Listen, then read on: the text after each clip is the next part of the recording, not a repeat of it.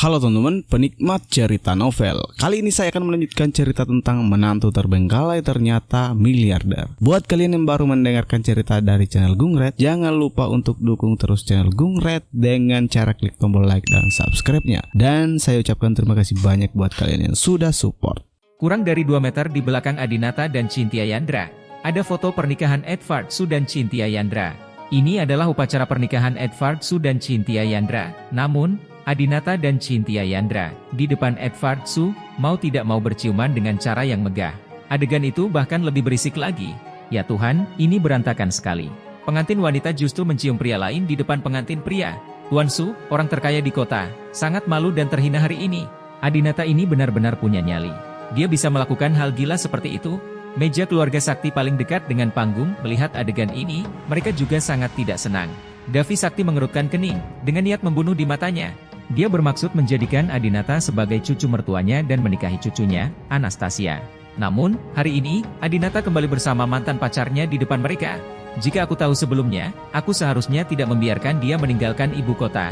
Saat itu, Davi Sakti ingin memaksa Adinata untuk tinggal di ibu kota, namun secara kebetulan, Davi Sakti tidak menggunakan cara yang kuat ketika mengetahui bahwa Cynthia Yandra telah mewariskan kepada orang lain. Dia berpikir bahwa setelah Adinata putus dengan Cynthia Yandra, dia secara alami akan mengejar Anastasia dan menjadi menantu mereka. Tanpa diduga, Adinata sangat mencintai Cynthia Yandra sehingga dia terus berusaha menyelamatkannya setelah mereka putus. Manson juga menjadi marah. Apa yang mereka berdua lakukan? Apakah menurutmu suamiku tidak ada? Adinata bukan apa-apa. Jika Adinata mendengar ini, dia pasti akan menampar Manson lagi. Manson adalah yang asli, dia tidak memenuhi syarat untuk mengatakan ini, karena dia telah membunuh jelita saat Adinata akan bekerja. Anastasia merasa sangat terluka saat melihat pemandangan ini, dia berdiri dan berkata, "Saya pergi dulu." Turut iri saat melihat adegan ini adalah jelita yang sedang duduk di depan pintu. "Adinata, kamu sebenarnya di sini untuk mencuri pernikahan. Dalam 2 pernikahanku yang lalu, kamu selalu menimbulkan masalah, dan tidak sekalipun itu perampokan pernikahan. Tapi hari ini, kamu sebenarnya mencuri pernikahan Cynthia Yandra dan ingin kembali bersamanya. Cynthia Yandra pasti tidur dengan Edvard Su lagi selama periode ini, tapi kamu benar-benar memaafkannya. Mengapa kamu tidak memaafkanku ketika aku tidur dengan orang lain, dan mengapa kamu memaafkannya ketika dia tidur dengan orang lain? Ini tidak adil." Itu membuatku sangat marah. Jelita sangat marah. Dia mengakui bahwa dia memang telah melakukan kesalahan, tetapi dia merasa itu adalah kesalahan yang dilakukan banyak wanita cantik. Dia merasa pantas mendapatkan pengampunan Adinata. Saat ini, Anastasia sudah keluar tanpa ekspresi, dan kebetulan melewati Jelita. Jelita tertegun sejenak saat melihat Anastasia. Wanita yang sangat cantik. Ini adalah pertama kalinya Jelita melihat Anastasia, dan dia sangat mengagumi betapa cantiknya Anastasia. Di atas panggung, wajah Edvard Su memerah, dan pembawa acara pernikahan tidak tahu lagi harus berkata apa. Mulai sekarang, Edvard Su, orang terkaya di kota Shenzhen, mungkin akan menjadi bahan tertawaan kawasan bisnis kota Shenzhen. Edvard Su berteriak, "Diam! Diam! Adinata, Cynthia, hentikan!" Namun, Adinata dan Cynthia Yandra mengabaikannya dan terus berciuman dengan penuh gairah. Mereka telah mengalami begitu banyak pasang surut di masa lalu dan mereka tidak bisa berhenti. Edvard Su marah. Bagaimana dia bisa menahan istrinya mencium pria lain di depan semua tamu? "Persetan denganku! Pisahkan mereka!" Edvard Su berteriak kepada petugas keamanan yang dia persiapkan. Ya, petugas keamanan yang tinggi dan kuat ini pun segera mengambil tindakan, bersiap naik ke atas panggung dan menarik Adinata pergi. Namun, begitu mereka bergerak, mereka semua ditundukkan oleh pasukan Dwi Bisanaga dan Ganendra satu persatu. "Kembalilah ke sini, bocah nakal. Jika kamu berani merusak perbuatan baik Tuan Muda Brahma, kamu sedang mencari kematian." Ganendra menangkap seorang penjaga keamanan yang mencoba bergegas ke atas panggung dan memukulinya. Dan semua orang juga mulai berkelahi. Adegan pernikahan berubah menjadi pertarungan kelompok. Anak buah Dwi Bisanaga semuanya adalah preman andalan yang dibawa dari Asia Tenggara. Meski aparat keamanan Edvard Su lumayan, mereka masih tertinggal jauh dari para preman profesional tersebut. Melihat anak buahnya tidak bisa mengalahkannya, Edvard Su sangat marah dan segera memanggil polisi. Beberapa saat kemudian, polisi tiba di lokasi kejadian. Saat ini, Adinata dan Cynthia Yandra berhenti berciuman. "Hentikan! Semuanya jongkok!" Pada saat ini, orang-orang Dwi Bisanaga dan Edvard Su juga berjongkok. Pada saat ini, Edvard Su, yang wajahnya sudah pucat, berjalan menuruni panggung, menunjuk ke arah Adinata dan berkata, "Kamrat polisi, inilah orang yang membawa sekelompok orang ini untuk mengganggu pernikahan saya. Tolong tangkap dia. Dapatkan di dalam." Ganendra, yang sedang berjongkok di tanah, berteriak, "Kami hanya tidak menyukai perilaku Anda sebagai Edward Su. Itu tidak ada hubungannya dengan Tuan Adinata." Polisi itu berjalan mendekat dan bertanya pada Adinata, "Apakah ini orang-orang Anda?" Tentu saja Adinata tidak mau mengakuinya. "Tidak." "Apakah kalian berkelahi?" Polisi itu terus bertanya. Adinata menjawab, "Tidak." "Lalu apa yang kamu lakukan di sini?" tanya polisi itu. Adinata melirik Cynthia Yandra, lalu berkata, "Cium dia." Polisi itu melirik ke arah Cynthia Yandra. Dia jelas pengantinnya. Cynthia Yandra berkata dengan cepat, "Saya mengambil inisiatif." Polisi itu tidak berdaya dan memandang Edward Su, ini agak sulit ditangani. Setelah Adinata datang, dia tidak melakukan sesuatu yang ilegal. Dia hanya mencium pengantin wanita, dan pengantin wanita melakukannya dengan sukarela. Ini tidak ilegal. Saat itu, mobil polisi lain datang ke pintu. Seorang pria yang sangat mengesankan datang bersama banyak petugas polisi, dan banyak orang mengenalinya. "Itu Kapten Leksanau. Sutradara juga ada di sini." Kapten Leksanau pertama-tama menghampiri Davi Sakti dan berkata, "Tuan Sakti, saya mendengar ada perkelahian di sini. Ketika saya mengetahui bahwa Anda ada di sini, saya segera bergegas. Apakah Anda baik-baik saja?" Davi Sakti melambaikan tangannya, "Tidak apa-apa." Setelah itu, Davi Sakti berdiri, menatap Adinata dengan ekspresi tidak senang, lalu berkata kepada Kapten Leksanau, "Xiao Liu, apakah kamu masih ingat Tuan Yandra Yueming?" Kapten Leksanau berkata, "Tentu saja saya ingat dia. Dia adalah seorang teknisi, pengusaha, dan wirausahawan yang luar biasa di kota kita yang dalam. Sangat disayangkan dia meninggal di luar negeri 11 tahun yang lalu." Davi Sakti berkata, "Qin Yueming belum mati. Saya curiga ayah Tuan Adinata memenjarakan Qin Yueming." Tahanan. Davi Sakti sebenarnya mengatakan bahwa ayah Adinata memenjarakan ayah Cynthia Yandra. Adinata memiliki ekspresi kejam di wajahnya. Ini adalah pertama kalinya dia melihat Davi Sakti, dan dia sudah menduga bahwa lelaki tua ini adalah kakek Anastasia dan Manson. Tanpa diduga, saat mereka pertama kali bertemu, Davi Sakti akan berbalik melawannya. Benar, Edward Su juga berkata, jika saudara laki-laki Qin Yueming tidak meninggal, dia harus dipenjara oleh keluarga Brahma. Jika tidak, mengapa dia mengabaikan kerabatnya dalam 11 tahun terakhir? Pertanyaan, bahkan jika istrinya meninggal dunia, dia tidak muncul. Cynthia Yandra juga tercengang, dia menatap Adinata, ingin mendapatkan jawaban dari mulut Adinata. Cynthia Yandra memandang Adinata dan bertanya, "Adinata, di mana ayahku?" Adinata menggelengkan kepalanya, dia hanya tahu bahwa Qin Yueming belum mati, tapi dia tidak tahu di mana Qin Yueming berada. Kapten Leksanau juga mengenal Qin Yueming, dia bertanya dengan ragu, mengapa semua orang begitu yakin bahwa Tuan Yandra Yueming tidak mati? Edward Su menunjuk ke arah Adinata, dia memiliki foto terbaru saudara laki-laki Qin Yueming. Kapten Leksanau memandang Adinata, bisakah Anda menunjukkan fotonya? Adinata mengangguk dan menunjukkan foto di ponselnya kepada Kapten Leksanau. Kapten Leksanau mengangguk. Benar saja, itu adalah Tuan Yandra Yueming sendiri. Menghitung menurut waktu, dia berusia 40-an 11 tahun yang lalu, dan sekarang dia memang berusia 50-an. Bagaimana Tuan Brahma mendapatkan foto ini? Tentu saja Adinata tidak bisa mengungkap kakak tertuanya, jadi dia berkata, "Saya pergi ke Prancis 2 hari lalu untuk menyelidiki pembunuh ayah Cynthia Yandra. Saya menawarkan hadiah 5 juta franc untuk mengumpulkan petunjuk, dan seseorang memberikan aku dengan ini. Alasan ini cukup masuk akal, dan hadiah Adinata sebesar 5 juta franc. Selama Anda pergi ke sana dan melakukan sedikit penyelidikan, Anda akan tahu bahwa itu benar." Pada saat ini, Edward Su juga berkata, "Kapten Leksanau, saya telah menyelidiki pembunuhan saudara Qin Yueming. Saya memiliki foto saudara Qin Yueming dengan tersangka pembunuh pada hari kematiannya, dan tersangka itu adalah ayah Adinata, kamu Sengnan. Di mana fotonya?" Kapten Leksanau bertanya. Edward Su berkata, "Di rumah. Saya akan mengirim seseorang untuk segera mengambilnya." Kapten Leksanau mengangguk, lalu berkata, "Tuan Su, Tuan Brahma, silakan kembali ke kantor polisi bersama saya untuk membantu menyelidiki hilangnya Tuan Yandra Yueming." Kemudian, Kapten Leksanau melihat ke arah Cynthia Yandra lagi. "Anda adalah putri Tuan Yandra Yueming, kan? Anda juga bisa ikut dengan kami." "Bagus." Tak satu pun dari ketiganya menolak. "Saya juga putri Qin Yueming, saya ingin pergi juga." Diana Yandra juga berjalan mendekat. Kapten Leksanau mengangguk, "Kalau begitu silakan ikuti mobil ke sana bersama-sama." Setelah mengatakan itu, Kapten Leksanau berbalik dan pergi, dan memberitahu petugas polisi lainnya, bahwa semua orang yang berkelahi dan menimbulkan masalah ke sini.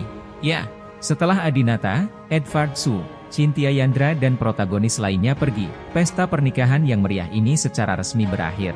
Para tamu juga meninggalkan meja satu demi satu dan kembali. Manson berkata, "Kakek, Adinata tidak pernah melakukan apapun, tidak memiliki catatan kriminal, dan tidak pernah melakukan apapun di Tiongkok. Dia mungkin akan berpura-pura tidak tahu tentang masalah Kim Yueming, dan dia mungkin akan segera dibebaskan. Anak ini tidak tahu apa yang baik dan apa yang baik. Dia bersama Chintya Yandra. Dia sama sekali tidak menganggap serius adikku. Dia sama sekali tidak menganggap serius keluarga sakti kita. Aku benar-benar kesal jika tidak melakukannya, jangan beri dia pelajaran." Wajah Davi Sakti muram dan dia berkata dengan tenang, "Jangan khawatir, Adinata tidak akan lolos begitu saja kali ini. Bahkan jika dia keluar dari kantor polisi dengan selamat, aku akan membuatnya kehilangan kulitnya. Setelah menindas cucuku, dia hanya ingin melarikan diri. Itu tidak bertanggung jawab." Apa yang menurutnya indah sekali? Setelah Davi Sakti selesai berbicara, dia juga pergi. Ketika keluarga Sakti tiba di depan pintu, Jelita sudah menunggu di depan pintu. Jelita berdiri di sana, langsing dan anggun, bertingkah seperti gadis kecil yang belum berpengalaman. Dia sangat cantik, jadi dia pikir dia pasti akan menarik perhatian Davi Sakti.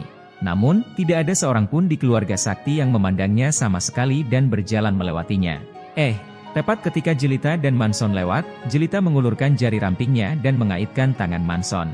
Manson berhenti dan menatap Jelita, yang berkata dengan penuh kasih sayang, "Ada sesuatu yang ingin kukatakan padamu." Manson tampak sedikit lelah, lalu berteriak kepada Davi Sakti, "Kakek, kamu kembali dulu, aku akan ke toilet." Setelah keluarganya pergi, Manson berkata dengan tidak sabar, "Apa yang terjadi?" Jelita berkata sambil tersenyum, "Apakah itu kakekmu tadi?" Sebelumnya, ketika Manson pergi ke Villa Adinata untuk bertemu dengan Jelita, dia mengambil beberapa foto kakeknya dengan banyak foto besar, yang membuat hati Jelita melonjak karena kekaguman. "Ya, ada apa?" Manson bertanya dengan dingin. Jelita tersenyum manis dan berkata, "Mengapa kamu tidak memperkenalkanku pada kakekmu?" Manson berkata tanpa basa-basi, "Perkenalkan kamu? Apakah kamu layak?" Belum lagi keluarga Wibisana kini kesepian, bahkan saat mereka berada di puncak kejayaan beberapa waktu lalu, di mata keluarga Sakti, mereka tidak populer. Jelita menggigit bibirnya, merasa sangat tidak senang karena dibalas seperti ini. "Kamu bilang kamu akan memberiku 1 miliar. Sekarang penuhi janjimu dan berikan aku uangnya." Bagaimanapun, Jelita datang ke Manson untuk meminta uang. Tidak meminta uang bukanlah gaya Nona Jelita. Manson tersenyum dan berkata, "Saya berkata, jika Anda memberi saya seorang putra, saya akan memberi Anda 1 miliar, tetapi sekarang saya tahu bahwa Anda memberi saya seorang putri, dan putra tersebut adalah milik Adinata. Aku tidak menyukai putriku, dan aku tidak berniat memiliki anak perempuan itu. Kamu bisa menyimpannya sendiri." Dengan itu, Manson hendak pergi, dan Jelita dengan cepat menangkapnya. "Bagaimana kamu bisa begitu kejam? Bagaimanapun, dia adalah darah dan dagingmu. Sungguh putri yang baik. Dia adalah jaket berlapis kapas kecil yang penuh perhatian dari ayahku. Tahukah kamu betapa Adinata berharap putrinya itu miliknya? Tapi, kamu tidak tahu bagaimana cara menyayanginya. Aku tidak peduli, aku memberimu seorang putri, meskipun kamu tidak memberiku 1 miliar, kamu tetap harus memberiku 500 juta. Selama kamu memberiku 500 juta, kamu tidak perlu mengurus segala sesuatu tentang anak itu mulai sekarang. Aku akan membesarkannya sendiri." Manson berpikir sejenak, dan 500 juta bukanlah jumlah yang besar baginya. Manson memandangi wajah cantik Jelita dan mau tidak mau mengulurkan tangannya dan meletakkannya di wajah cantiknya. "Kamu cantik sekali. Putrimu akan sangat cantik saat dia besar nanti. Baiklah, aku akan memberimu 500 juta. Jelita sangat gembira, kalau begitu segera transfer uangnya." Manson tersenyum jahat dan memandang Jelita dari atas ke bawah, lalu berkata, "Jelita, tubuhmu telah pulih dengan baik. Kamu terlihat seperti gadis yang belum pernah melahirkan anak, ceka. Bagaimana kalau begini? Bagaimana kalau kamu menemaniku ke hotel, menjagaku, lalu aku akan mentransfer uangnya padamu?" Jelita ragu-ragu. Tujuan utamanya datang kali ini adalah untuk memenangkan kembali Adinata. Tapi sekarang, Adinata dan Chintya Yandra bersama lagi, dan dia tidak punya pekerjaan lagi. Jadi, Jelita mengangguk, "Oke, aku akan pergi bersamamu." Manson segera mencium Jelita, memeluk Jelita dan berkata, "Ayo pergi sayang." Jelita berbalik dan menatap Nareswara. "Saudara Nareswara, kamu harus merahasiakan masalah ini untukku. Kamu tidak boleh memberitahu Adinata. Jangan lupa bahwa aku sekarang adalah orang terkaya di keluarga Wibisana." Nareswara mengertakkan gigi dengan enggan dan tidak punya pilihan selain setuju. Namun, seolah Manson ingin memberitahu Adinata, ia sengaja memilih Intercontinental Hotel tempat Adinata menginap, dan juga memilih Presidential Suite. Di kamar mewah, jelita yang anggun berbaring di pelukan Manson dan bertanya, "Sayang, aku mendengar kakekmu berkata di pesta pernikahan bahwa ayah Adinata di penjara. Bukankah kakekmu tidak menyukai Adinata?" "Hah? Apakah keluarga saktimu akan melawan keluarga Brahma?" Manson tersenyum dan berkata, "Ya, Adinata berani kembali bersama Cynthia Yandra, yang benar-benar membuat kakekku kesal. Dia sudah tamat, kota yang dalam, kantor polisi." Adinata, Cynthia Yandra, dan Edward Su diinterogasi di ruangan berbeda di kantor polisi. Kim Yueming belum mati, tetapi tidak ada kabar selama 11 tahun terakhir. Davi Sakti dan Edward Su sama-sama percaya bahwa dia diculik oleh ayah Adinata. Jadi, kini, ayah Adinata telah menjadi kunci dari kasus ini. Kapten Leksano mengambil foto yang dikirimkan oleh Edward Su dan berkata kepada Adinata, "Tuan Brahma, kami juga telah berkomunikasi dengan polisi Paris. Ayahmu Ye Zhengnan adalah orang terakhir yang bertemu dengan Tuan Yandra Yueming. Orang-orang, kami punya alasan untuk mencurigai hilangnya Tuan Yandra Yueming ada hubungannya dengan ayahmu. Jadi, saya harap Anda dapat mengambil inisiatif untuk menghubungi ayah Anda dan mencari tahu keberadaan Tuan Yandra Yueming sesegera mungkin. Putri Tuan Yandra Yueming, Cynthia Yandra juga pacarmu. Kamu juga berharap dia bisa segera bertemu ayahnya, kan?" Adinata berpikir sejenak, dan karena ayahnya tidak membunuh siapapun, tidak ada apapun yang tidak dapat dia lakukan melalui telepon. "Bagus." Adinata memanggil ayahnya di depan Kapten Leksano. Namun anehnya ayahnya tidak menjawab. Setelah itu, dia menelepon Butler Leon dan kakek, tetapi mereka juga tidak menjawab. "Apakah mereka sudah tahu kalau aku pergi ke kantor polisi?" Sebagai keluarga misterius di dunia, keluarga Brahma tidak dapat ditemukan begitu saja. "Maaf, saya tidak bisa menghubungi mereka," kata Adinata. "Bisakah Anda memberikan alamat ayahmu?" tanya Kapten Leksano. Adinata menggelengkan kepalanya, dia tinggal di luar negeri sepanjang tahun dan sering berpindah tempat. "Saya tidak tahu di mana dia tinggal. Saya tidak melihatnya selama beberapa tahun." Kapten Leksano berkata kepada seorang petugas polisi, "Pergi dan periksa apakah Ye Zhengnan memiliki catatan datang ke Tiongkok dalam beberapa tahun terakhir." "Ya." Segera, petugas polisi memeriksa informasi tersebut dan datang untuk melaporkan, "Kapten Leksano, saya memeriksa dan tidak menemukan informasi tentang Ye Zhengnan." Kapten Leksano mengangguk dan bertanya pada Adinata, "Tuan Adinata, kakekmu tinggal di Inggris, kan? Di mana di Inggris?" Adinata berkata, "Maaf, ini milik privasi pribadi kakek saya. Saya tidak bisa mengungkapkannya, dan kakek saya tidak ada hubungannya dengan masalah ini." Kapten Leksano berkata, "Itu benar. Kami menemukan bahwa dana Anda ditransfer dari luar negeri. Kami meragukan legalitas dana tersebut. Kecuali Anda dapat meminta kakek Anda untuk maju dan kembali ke Tiongkok untuk membuktikan hal ini, kami akan membekukan sementara semua rekening bank Anda." "Bekukan rekening modal Adinata?" Adinata tidak menyangka ini akan menjadi begitu serius. "Mengapa rekening saya dibekukan? Kakek saya telah berbisnis di Tiongkok beberapa dekade yang lalu. Uang keluarga Brahma kami semuanya diperoleh dari bisnis yang serius." Pembelaan Adinata. Kapten Leksano tersenyum dan berkata, "Tuan Brahma, jangan terlalu bersemangat, kami hanya curiga. Anda juga tahu bahwa sekarang, ayah Anda pertama kali dituduh melakukan pembunuhan, dan sekarang dia dicurigai di penjara. Anda juga memiliki hubungan dekat ke geng Dewi Bisanaga. Kami harus membekukan dana Anda untuk sementara dan mencari tahu sumber dana Anda. Jika kakek Anda bisa datang langsung ke Tiongkok dan menjelaskannya, ini tidak akan menjadi masalah dan pembekuan bisa dicabut kapan saja." Adinata akhirnya mendengarnya, mereka membekukan harta benda Adinata karena ingin kakeknya kembali ke desa. "Siapa yang ingin memikat kakekku kembali? Apakah kakek Anastasia, Davi Sakti?" Kapten Leksano melanjutkan, "Tentu saja, jika Tuan Brahma mempunyai pertanyaan tentang hal ini, dia juga dapat mengajukan banding." Adinata berkata dengan tenang, "Saya akan melakukannya." Segera, Adinata dan Cynthia Yandra keluar dari kantor polisi. "Adinata, bagaimana kabarmu?" tanya Cynthia Yandra. Adinata menghela nafas, "Situasinya tidak baik, semua dana saya telah dibekukan." "Apa? Cynthia Yandra tahu ada puluhan miliar di rekening banknya? Bagaimana ini bisa terjadi?" Cynthia Yandra tidak menyangka bahwa masalah ini akan mempengaruhi Adinata. Ini jelas urusan ayah Adinata. Adinata berkata, "Ayo kembali ke hotel dan membicarakannya."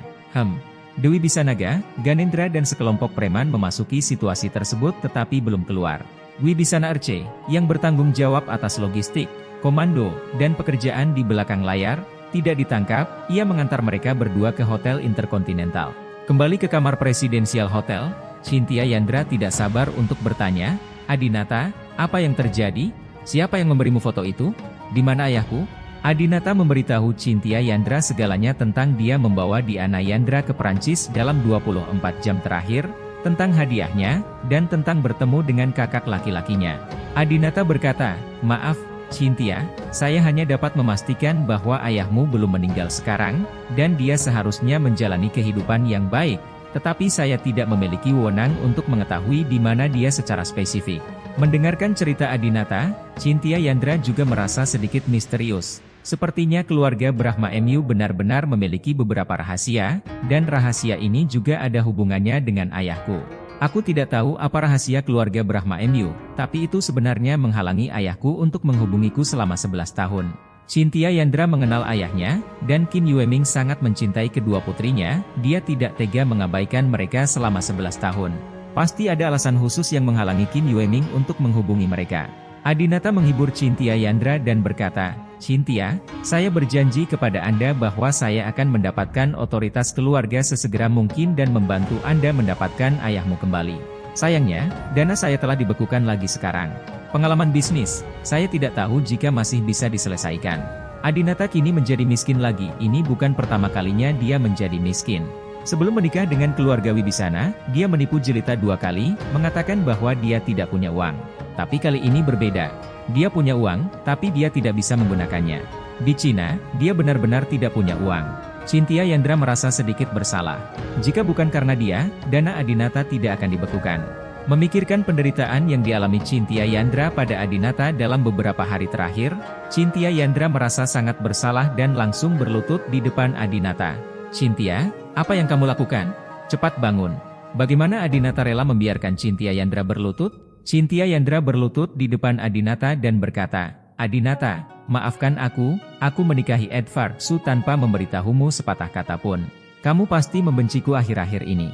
Adinata membantu Cynthia Yandra berdiri, menatap wajah kuyu Cynthia Yandra dan berkata, "Sayangku, aku tidak pernah membencimu, dan aku juga tidak pernah mengeluh tentangmu. Aku tahu kamu putus denganku karena kamu ingin aku melupakanmu. Jika kamu ingin menyalahkanku, itu hanya kehendak Tuhan yang memungkinkan lelaki tua Edvard Su mengambil kesempatan ini."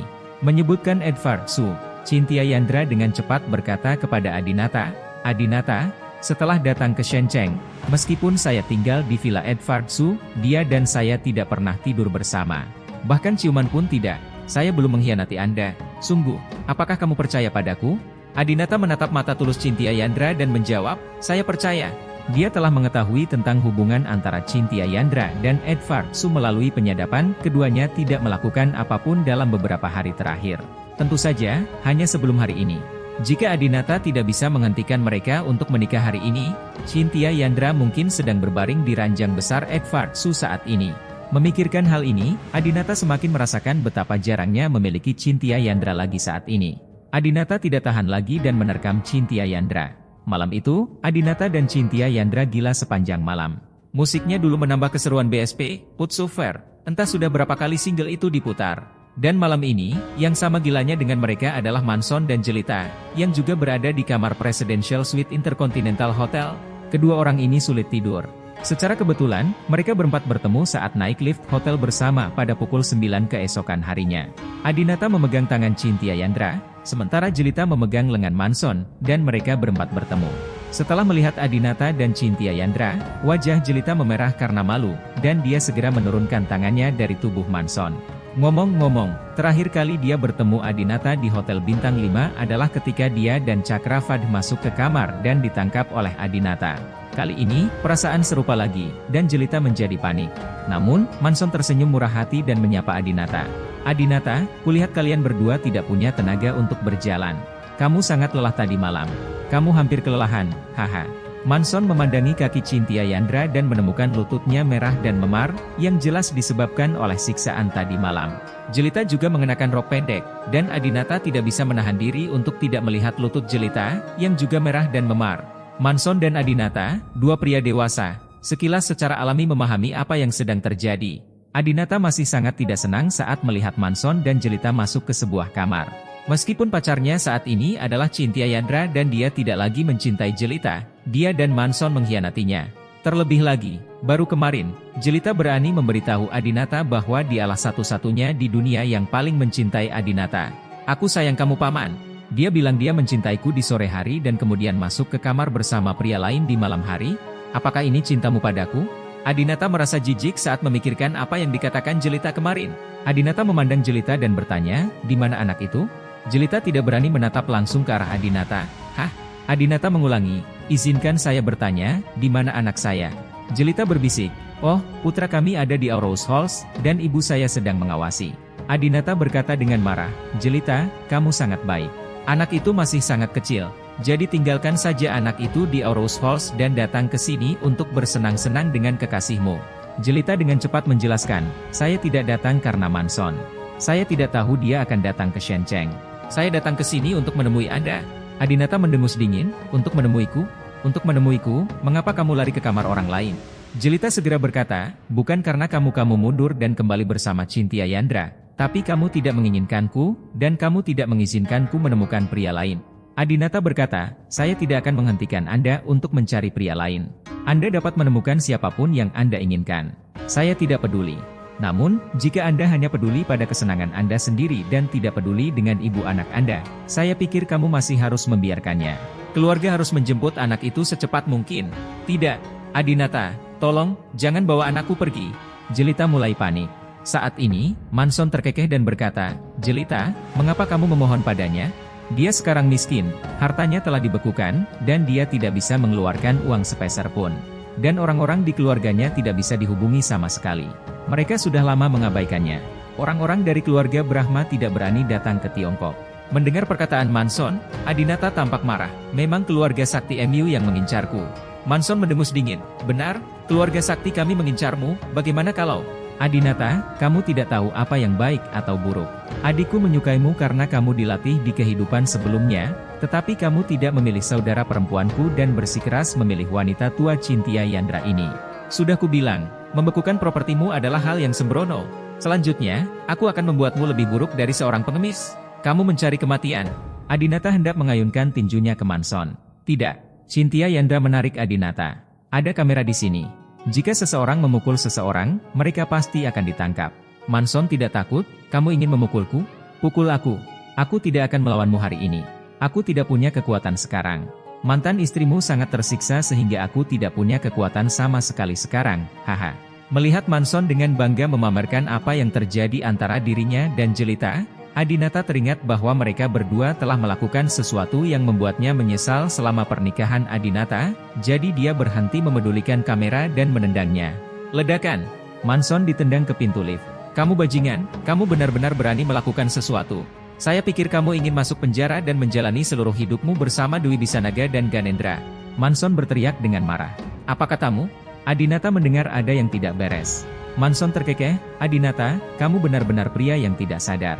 Kamu hanya peduli bersenang-senang dengan wanita tuamu, dan kamu telah benar-benar melupakan saudara laki-lakimu, kan? Dwi Bisanaga, Ganendra, dan preman-preman Asia Tenggara itu semuanya ditangkap, dan tidak ada satupun yang dibebaskan. Tidak hanya itu, ku beritahu padamu, Dwi Bisanaga dan Ganendra, dua orangmu yang paling cakap, akan tinggal di sana selama sisa hidup mereka. Adinata berteriak setelah mendengar ini, kamu kentut? Aku tahu situasi mereka dengan sangat baik, tidak terlalu serius sama sekali. Saat ini, Wibisana Arce naik lift dan berkata dengan cemas kepada Adinata, Tuan Brahma, ini buruk, Huzi mengkhianati Tuan Ains dan saudara gua. Dia telah membawa Tuan Ains selama beberapa tahun terakhir. Semua hal dia gua berkomitmen dan diberitahu ke polisi. Adinata tidak memiliki kesan mendalam terhadap Huzi, dia hanya ingat bahwa dia sepertinya adalah salah satu bawahan Dewi Bisanaga. Adinata memandang Manson yang penuh kemenangan dan berkata, kamu pasti membeli Huzi dengan uang, kan? Adinata merasa sedikit khawatir, tapi Ganendra baik saja, dia tidak melakukan sesuatu yang terlalu serius dalam beberapa tahun terakhir. Tetapi hal-hal yang telah dikumpulkan Dwi Bisanaga selama bertahun-tahun, besar dan kecil, sudah cukup untuk menjatuhkan hukuman setidaknya beberapa tahun padanya. Namun, Manson tetap berkata, Dwi Bisanaga dan Ganendra akan tinggal di penjara selama sisa hidup mereka. Wibisana Arce juga berkata, harimau itu juga mengajukan segala macam tuntutan terhadap Tuan Ains dan saudara gua. Beberapa perkelahian geng, kematian karena kecelakaan mobil, kebakaran, DLL. Semuanya disalahkan pada mereka. Tuan Brahma, Tuan Ains dan saudara gua, mungkin mereka tidak akan bisa keluar dalam hidup ini. Anda harus segera menemukan cara untuk menyelamatkan mereka. Adinata sangat marah. Jika mereka berdua menerima hukuman yang pantas mereka terima atas kesalahan mereka, Adinata bisa menerimanya. Tapi sekarang, Manson menemukan seseorang yang memfitnah mereka. Dewi Bisanaga dan Ganendra keduanya adalah asisten yang baik untuk Adinata. Mereka setia padanya dan telah melakukan banyak hal untuknya. Adinata tidak bisa hanya duduk diam. Adinata memandang Manson, beraninya kamu menemukan seseorang yang memfitnah anak buahku? Manson tersenyum dan berkata, kenapa aku tidak berani? Saat aku ditangkap olehmu untuk pertama kalinya, kedua budak anjing ini ingin membunuhku. Adinata, apakah kamu ingin menyelamatkan mereka? Gampang. Aku hanya perlu meminta orang-orangku untuk mencabut tuduhan terhadapnya dan mengakui bahwa apa yang dia katakan adalah kebohongan dan saksi serta bukti fisik juga palsu. Adinata bertanya, kondisi apa yang kamu punya? Manson berkata, saya tidak membuat syarat. Anda harus pergi ke ibu kota dan bertanya kepada kakek saya. Apakah Anda berani pergi ke ibu kota? Pergi ke ibu kota? Kakek Adinata sudah lama memperingatkan Adinata bahwa kekuatan keluarga sakti di Tiongkok tidak boleh dianggap remeh. Jika Adinata pergi ke ibu kota, nyawanya bisa dalam bahaya kapan saja. Namun, sekarang Dewi Bisanaga dan Ganendra ditangkap dan akan dijatuhi hukuman penjara seumur hidup. Adinata tidak bisa begitu saja menyaksikan kedua anak buahnya menghabiskan seluruh hidup mereka di penjara. Adapun Adinata, harta bendanya belum dibekukan, keluarganya tidak dapat dihubungi, dan kekuasaan serta koneksinya di Tiongkok jelas tidak sebaik keluarga sakti. Jika Anda tidak pergi ke keluarga sakti, tidak ada cara lain untuk menyelamatkan Dewi Bisanaga dan Ganendra. Meskipun Dewi Bisanaga dan Ganendra hanyalah bawahan Adinata, Adinata sudah menganggap mereka sebagai miliknya. Dia tidak akan hanya peduli dengan kebahagiaannya dan Cynthia Yandra dan membiarkan mereka duduk di penjara selama sisa hidup mereka. Adinata memandang Manson dan berkata, oke, saya akan pergi ke ibu kota. Besok pagi, saya akan mengunjungi Anda secara pribadi. Senyuman muncul di wajah Manson. Bagus sekali, kalau begitu saya akan menunggu Tuan Muda Brahma pergi. Ayo pergi. Karena itu, Manson masuk ke lift dengan Jelita di pelukannya. Ketika lift akan ditutup, Adinata berkata kepada Jelita di dalam lift, Jelita, kamu sebaiknya menghargai waktu yang kamu habiskan bersama putraku dan menemukan seorang pria. Kamu akan memiliki banyak peluang di masa depan, dan anak tidak akan selalu berada di sini. Itu dia. Mendengar peringatan Adinata, Jelita dengan cepat berkata, saya akan segera kembali ke awan. Sebelum dia selesai berbicara, lift ditutup. Setelah keduanya pergi, Cynthia Yandra bertanya dengan cemas, Adinata, apakah kamu benar-benar pergi ke ibu kota? Saya mendengar Edward Su berkata bahwa keluarga sakti sangat berkuasa di negara ini, dan ibu kota adalah fondasinya. Belum lagi. Adinata berkata, Dewi Bisanaga dan Ganendra ditangkap karena saya. Saya tidak bisa duduk diam dan menonton. Selain itu, properti saya juga telah dibekukan. Saya harus membiarkan mereka membuka blokir properti saya. Cynthia, kenapa kamu tidak tinggal di Shenzhen dan menungguku? Aku akan segera kembali kepadamu setelah aku menyelesaikan pekerjaanku. Tidak, Cynthia Yandra meraih tangan Adinata. Aku ingin pergi ke ibu kota bersamamu, dan aku tidak khawatir kamu pergi ke sana sendirian. Adinata mengetahui karakter Cynthia Yandra. Semakin berbahaya dia, semakin kecil kemungkinan dia dipisahkan dari Adinata. Oke, kalau begitu ayo pergi bersama. Pada saat ini, Wibisana Arce juga memiliki ekspresi khawatir di wajahnya. Tuan Brahma, sebagian besar orang kami telah ditangkap, hanya tersisa Selusin, dan mereka semua tidak pandai berperang. Saya dengar Tuan Ains punya 1000 preman di Asia Tenggara. Dia hanya membawa lebih dari 100 ke Tiongkok. Masih ada lebih dari 900 yang tersisa di sana. Bagaimana kalau kita ambil 900 itu dulu? Para preman itu dipanggil, lalu kita pergi ke ibu kota. Wibisana Arce jelas sedikit takut, merasa Selusin dari mereka ini bukan tandingan keluarga sakti ketika mereka tiba di ibu kota. Adinata berkata, Akun memang memiliki 900 preman profesional di Asia Tenggara. Namun, mereka semua dilatih oleh Akun. Mereka hanya mendengarkan perintah Akun. Saya tidak tahu di mana menemukannya. Mereka, Wibisana Arce berkata dengan cepat, bagaimana kalau saya mengirim seseorang untuk mengirimkan surat kepada Tuan Ains dan memintanya mencari kesempatan untuk menelepon ke sana? Adinata menggelengkan kepalanya, tidak. Akun sudah cukup melakukan kejahatan, jangan biarkan dia melakukan ini lagi. Lagi pula, kita tidak membutuhkan banyak orang. Kamu dan aku sudah cukup. Wibisana Arce tersenyum canggung, terima kasih, Tuan Brahma, atas penghargaan Anda. Mungkin saya terlalu pandai berpura-pura, dan Tuan Brahma tidak yakin dengan kemampuan saya yang sebenarnya.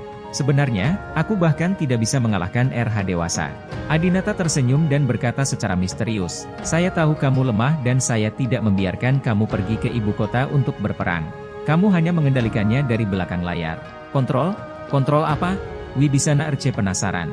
Adinata tidak berkata, aku akan memberitahumu saat aku sampai di sana. Jelas sekali, saat Adinata meninggalkan ibu kota terakhir kali, dia menyimpan rahasia. Tidak ada yang mengetahui hal ini. Adinata dan Cynthia Yandra pertama-tama pergi ke Villa Edward Su tempat mereka tinggal sebelumnya untuk mengemas barang bawaan mereka, dan kemudian pergi ke Diana Yandra untuk mengucapkan selamat tinggal padanya. Setelah itu, Wibisana Air mengantar Adinata dan Cynthia Yandra ke bandara. Pesawat pribadi Adinata diparkir di sini. Namun, siapa yang tahu begitu Adinata dan yang lainnya tiba dengan jet pribadi mereka, beberapa pria berseragam datang. Salah satu dari mereka berkata kepada Adinata, "Halo, apakah ini Tuan Brahma? Maaf, pesawat pribadi Anda ditahan sementara dan Anda tidak dapat menggunakannya." "Apa?" Adinata dan Cynthia Yandra sama-sama terkejut di saat yang sama, pembekuan properti saja tidak cukup, dan jet pribadi bahkan tidak boleh digunakan?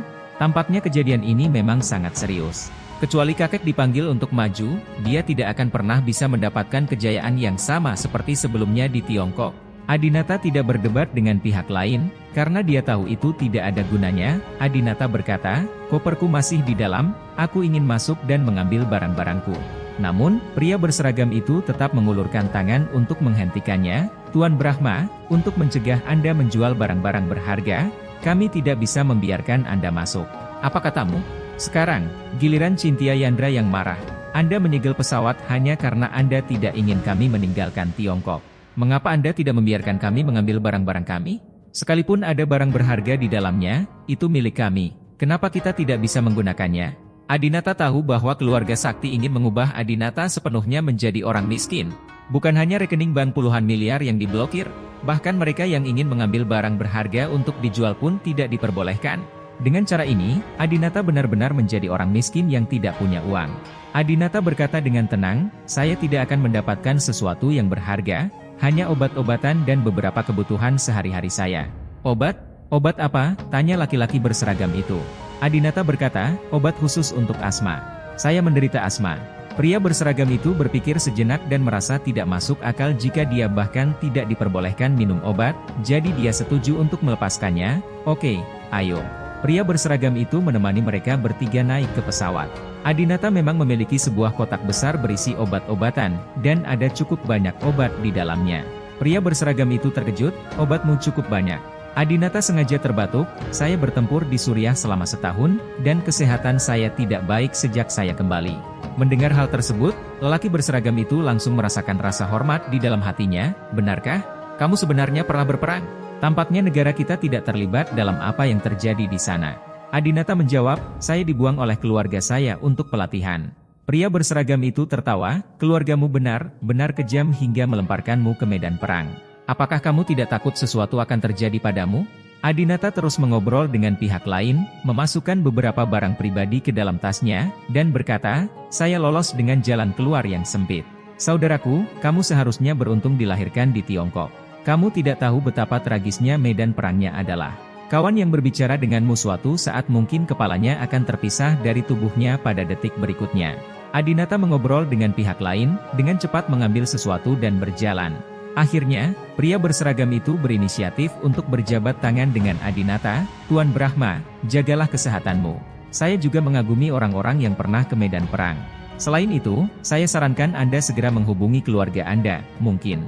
Saya khawatir hanya kakek Anda yang akan melapor secara langsung. Hanya properti pribadi Anda ini yang dapat dibuka blokirnya." Adinata berjabat tangan dengan pihak lain dan berkata, "Terima kasih telah memberitahuku ini, selamat tinggal." Adinata dan Cynthia Yandra masuk ke mobil Wibisana Air lagi. Setelah duduk di barisan belakang, Adinata mengeluarkan 2 anting dari sakunya dan menyerahkannya kepada Cynthia Yandra. "Ah, ini anting-anting berlian milik Apollo dan Artemis. Kapan kamu mendapatkannya? Aku bahkan tidak melihatnya. Kedua gadget ini harganya 700 jutaan.